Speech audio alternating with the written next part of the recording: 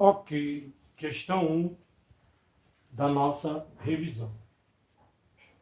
Ele pergunta, entre estes números que aqui estão, né, qual deles termina com a maior quantidade de zeros?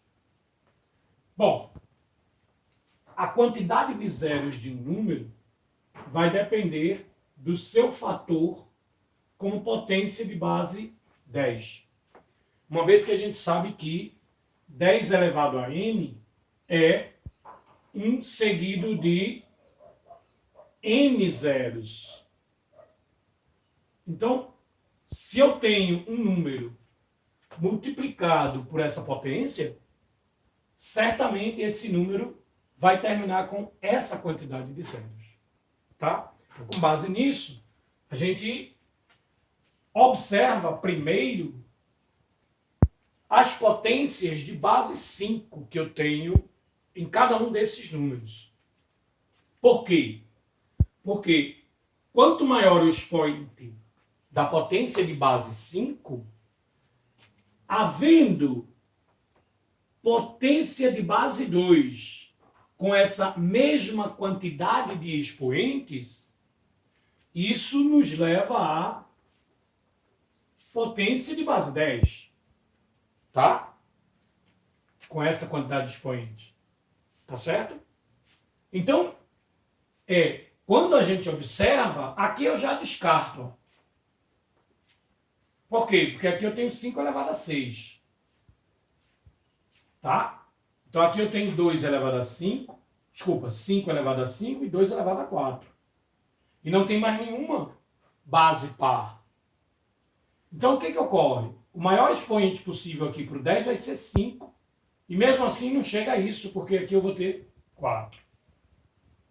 Então, eu olhei para esse aqui, olha, e vi, peraí, o expoente é 6. E aqui o expoente é 5. Então, se eu tenho o expoente 6, eu posso decompor e ficar somente com aquilo que eu quero, que é 5, que é o maior expoente de base 2. E aí eu tenho 10 elevado a 5. Então, aqui o máximo que eu consigo é 10 elevado a 4. Porque se eu tivesse que desenvolver isso, eu teria que fazer essa potência. Tá? Não adianta você pôr 5 elevado a 5 aqui, tá certo? Tudo bem? Por quê? Porque eu não vou conseguir formar uma potência maior de base 10, com um expoente maior de base 10. O máximo foi 4 mesmo. Tá? Lembre-se, eu preciso do 2 e do 5. Para, usando a propriedade de produtos de potência, nesse sentido aqui, olha só, eu tenho A elevado a N, B elevado a N. Se eu tenho aqui um produto, vale para o quociente também, tá? Eu tenho A vezes B elevado a N. Então, eu estou usando essa propriedade, que a gente já conhece, para justificar esse fato aqui, tá legal? Muito bem. Então, aqui onde eu tenho 5 elevado a 6, bom, vamos lá, vamos ver se eu consigo uma potência de base 2 com esse mesmo expoente 6, tá? Se eu conseguir, ótimo. Opa, isso é possível? Sim, isso é possível, porque 4 é 2 ao quadrado. Lembra disso aqui? Olha, 4, vem comigo. Eu olho como 2 ao quadrado. Então, se eu tenho 4 ao cubo, eu olho como 2 ao quadrado ao cubo, que vai ser quem? 2 à sexta. Por isso que eu pus aqui 2 à sexta, ó. E 2 à sexta multiplicado por 5 à sexta é 10 elevado à sexta. Por enquanto, aqui eu tenho uma potência já maior do que as outras duas. Aqui não vai adiantar mexer muito aqui. Aqui eu tenho 5 elevado a 4 e não tenho nenhuma outra potência onde eu tenha uma base 5 ou um fator com base 5. Tá? Então, o máximo que eu vou conseguir aqui é 10 elevado a 4.